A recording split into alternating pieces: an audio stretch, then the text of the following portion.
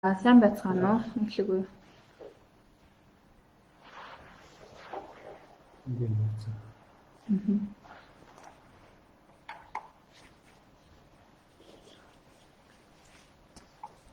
За сайн байцгаана уу?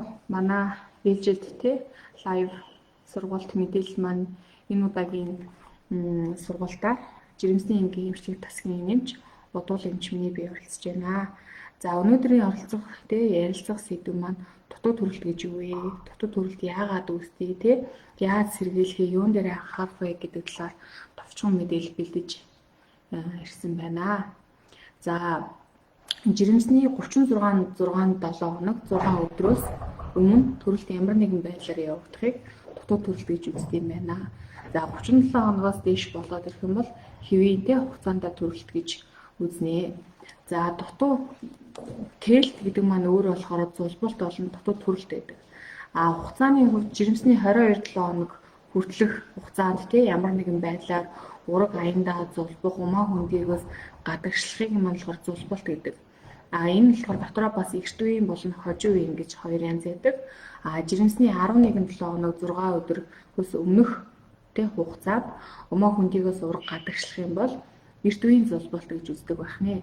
За харин хожим үеийн зулбалт нь болохоор жирэмсний 12-7 хоногтойгоос 21-7 хоног 6 өдөр хүртэлх хугацаанд явагдахыг маань хожим үеийн зулбалт гэж үздэг. За ингээд 22-7 хоногоос дээш тийм үү? 22-7 хоногоос 36-6-7 хоногийн хооронд ямар нэгэн байдлаар ураг төрхийг дутуу төрөлт гэж үздэг. За хугацааны хувьд бас дотор нь 3 хааж үздэг байгаа. Эрт үеийн, хит эрт үеийн, хожим үеийн дутуу төрөлт гэдэг. Хугацаа ингэж ангилж байгаа нь болохоор хэдий чиний эрт дутуу төрн гарч ирж байгаа нэрээ амьдрах чадвар болохоор бага байдаг тийм үү? Бас эрт байх тусмаа нэрээ нь болохоор ургийн жин маань болохоор маш бага байдаг.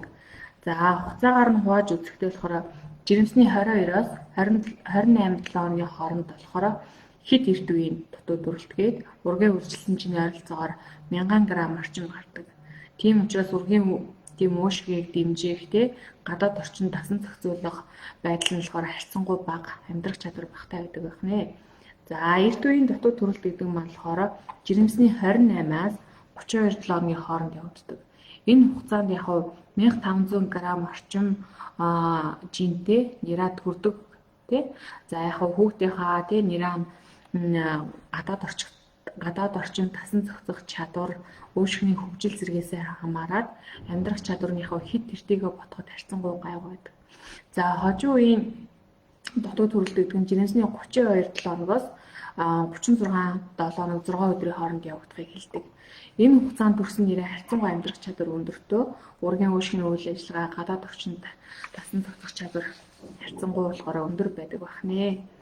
За яагаад дутуу төрөлт үүсээд байна? Дутуу төрөлтөнд нөлөөлөх хүчин зүйлсүүд юу байна гэхээр за нэгдүгürt өмнө дутуу төрж байсан ээж тийм үү? Ийм анамнестай байх юм бол дахин дутуу төрөх магадлал 2.5 дахин ихсэн юм байна. Мөн зөвхөн дутуу төрхөөс ч гадна өмнө нь болохоор хожим хугацаанд зулбаж байсан өөрөө умаа хүзээ аяндаа нэгдээд дутуу төрөө зулбчдаг ээжүүд байдаг тийм үү? Эдгээр энэ анамнестал байх юм бол ахиад дутуу төрөх зулбах эрсдэл илүү өндөр байдаг байна. Тэгэхээр энэ тал дээр бас сайн анхаарах нь байна. За 2 ба түүнээс дээш умаа хүндийг цэвэрлүүлэх ямар нэгэн байдлаар үр хөндлөлт хийлгэх, умаа хүндийг цэвэрлэх. За мөн умаа хүзүүг өөлөх болон түлэх ажиллбар хийлгэж байсан зориудаар ямар нэгэн байдлаар ч юм уу эрүүл мэндийн шалтгаанаар умаа хүзүүг өөлөөд байх ёстой хэмжээс нь хэвийн хэмжээс нь басгачаар тэр умаа хүзүү маань хугацаанаас өмнө нэгдээд дутуу төрөлт болон зулбалтууд үүсэж байдаг байна. За хин тийм хорц зуршил хэтрүүлний хэрэглэх тамхиталт энэ төр нь болохоор бас дутуу төрөлтөнд болохоор нөлөөлж байдаг. За энэ хорц зуршлууд зөвхөн дутуу төрөлт зулбалтанд нөлөөлдөггүй мөн ургийн өсөлтөнд саатал үүсэх, ургийн өсөлт саадах зэрэг ургийн жинд бас их нөлөөлж байдаг байна. За амьдралын түвшин хэд доогуур байх, хэд хүнд хүчээр ажил хийх, биеийн жингийн индекс бага, хэд туран хааж юм уу, хэд тарган ээжүүд маань дутуу төрөх эрсдэл өндөр байдаг байна. За насны хувьд болохоор хэд залуу 18-аас доош эсвэл 35-аас дээш наснда жирэмслийг хожуу анхан төрөгч байх тохиолдлуудад дутуу төрөх эрсдэл өндөр байдаг байна.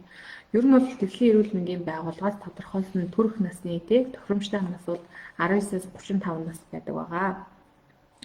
За жирэмслэлт хоорондын зай хэд ойрхон байх. Хүний бие махбод төрөлт хоорондын зайг ер нь бол 3 жилийн зайтай байвал тохиромжтой гэж үздэг тий. Тэгэхээр хэдий чиний ойр бай, төдий чиний дутуу төрөх эрсдэл их байна. За олон урагтай жирэмсэн тийм үү? Ихэр жирэмсэн. Эдгээр умаа хэд дэлсэн тий ургийн тоо зэргээс хамаарат дутуу төрөх эрсдлээс их байна. За тухайн ээжийн эргэтэн тогтолцооны эмгэгүүд жишээс бэлгийн замын хаалдвар, бэлэг хэрэгтний хаалдварууд мөн жирэмсэн хугацаанд ямар нэгэн байдлаар умаа хүндийд юм уу хэвлийн хүндийд хийгдсэн дэмэс арилбарууд энэ өөрөө умаа тонусыг хэсэгдэг, умаа цэвчрлийг хэсэгдэг, үүнтэй холбоотойгоор дутуу төрөх эрсдлээс ихсдэг байх нэ. За хамгийн их түгээмэл шалтгаан ер нь төрөх үйл ажиллагаа эхлээгүй байхад, умаа өөрөө баслаагүй байхад, умаа хүзүүний дутмагшилтай тохиолдолд дутуу төрөлтүүд хожуугийн зүйлсүүд маш их тохиолддог байгаа. За эдгээр нь болохоор нөлөөлж эрсдэл хүчин зүйл нь болт юм байна. Ер нь бол дутуу төрөлтийн 70 орчим хувь нь төрөлтийн үйл ажиллагаа аяндаа эхэлснээс юм уу эсвэл ураг орчмын шингэн хугацаанаас өмнө урдж гарсантай холбоотой дутуу төрөлт үүсдэг. Харин 30 орчим хувь нь болохоор тухайн төрөлт эхийн амь наснд юм уу эсвэл урагт ямар нэгэн эрсдэлтэй цааш тээх боломжгүй эхийн болон ургийн заалтаар төрөлтийг шийдэж байгаа тохиолдолд 30% тохиолддог байна.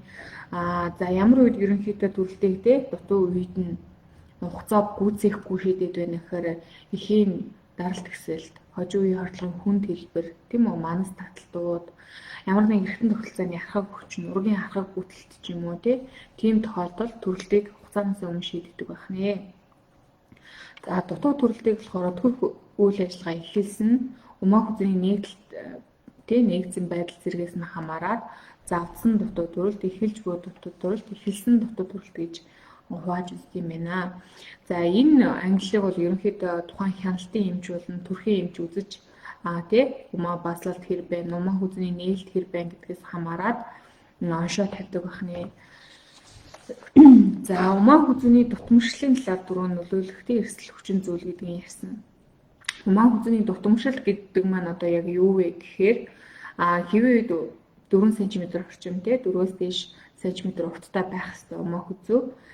Жирэмсэн үед хүмүүсэл жирэмсэн биш үед 2.5 см түүнээс бага тохиолдолд умаа хүзний дутмагшил байна гэж онш тавьдаг байгаа.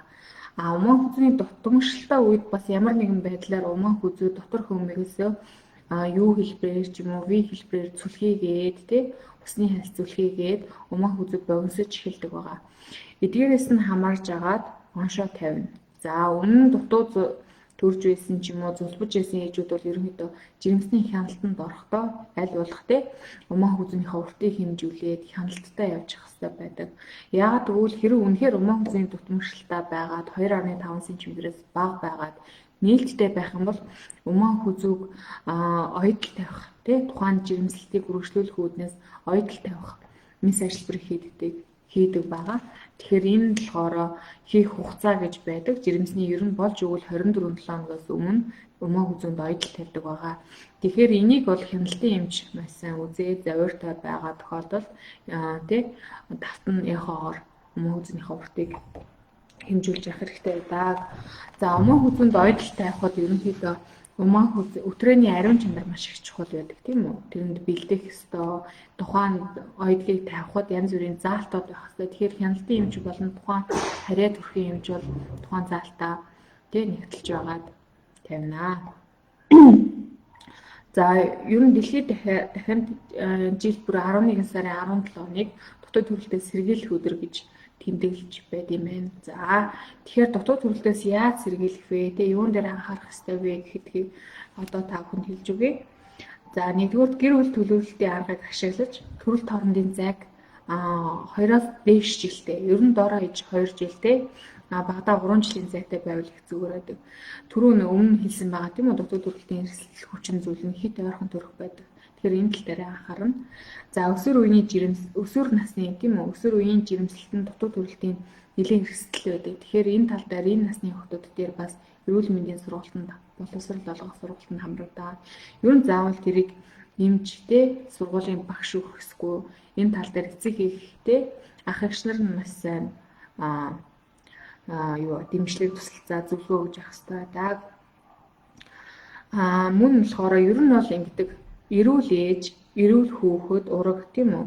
Тэгээд эрт хяналтанд орж байж тэндээс гарч байгаа хүүхэд эрүүл байдаг. Тийм болохоор өөрийнхөө ерөнхийдөө суурь өвчин эмгээг юу байна? Дутуу төрөлтөнд нөлөөлөх хүчин зүйлс юу байна? Тэр тал дээр анхаарч байгаад маш сайн бэлтжиж эмслэх хэрэгтэй. За мэдээж жирэмсэн болоход те зөвхөн эмэгтэй хүний өндөг эсээс гадна эр бэлгийн эсээс нөлөөлдөг тийм үү. Тэгэхээр энэ талаар гэр бүл төлөвлөлтөн дээр эрэгтэй, эмэгтэй те эхнэр нөхөр хоёулаа бэлтжиж явах хэрэгтэй. Тийм байж те цаашдаа хугацаанд хэвийн төрж эрүүл хүүхэд гаргах нэ. За амьдралын хэв маяг тийм үү. Хэд их тарган байх, хэд их туранхай байх ч юм уу, хорт зуршлуудаа хаях хэрэгтэй, хоол тэжээл дээр анхаарах хэрэгтэй. За халдвар үргэлжлэлийн процессыг бас их дутуу төрөлтөнд нөлөөлдөг байгаа. Тэгэхээр одоо жирэмсэн болсон, жирэмслэгээс өмнө өтрээний орчин гэдэг маш чухал зүйл байдаг. Тэгэхээр мазок шинжилгээ тийм үү, өтрээний наазын шинжилгээг өгөөд ер нь бэлтжиж явах хэрэгтэй байдаг. Өтрээнд байгаа тэр үүсгэгч ямар нэгэн бактери, орофлазм ч гэдэм үү, флоркок, мөөгөн зүр эдгээр чинь өөрөөсөө дандаа умаан булчинг тийм цочрох простагландин төс бодисуудыг ялгаруулж яадаг учраас умаа байнгын цочирч базалтай байдаг тийм үү. Тийм учраас энэ тал дээрээ сайн анхаарч явах хэрэгтэй байдаг. За ерөнхийдөө бол дутуу төрөлтийн талаар энэ мэдээллийг бэлдсэн байгаа. За асуухаар юм байгаа юм болов? Асуулт орж ирсэн юм болов? Болцсон уу?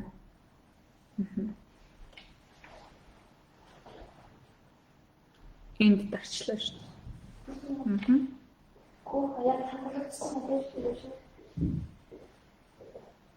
Энд дээр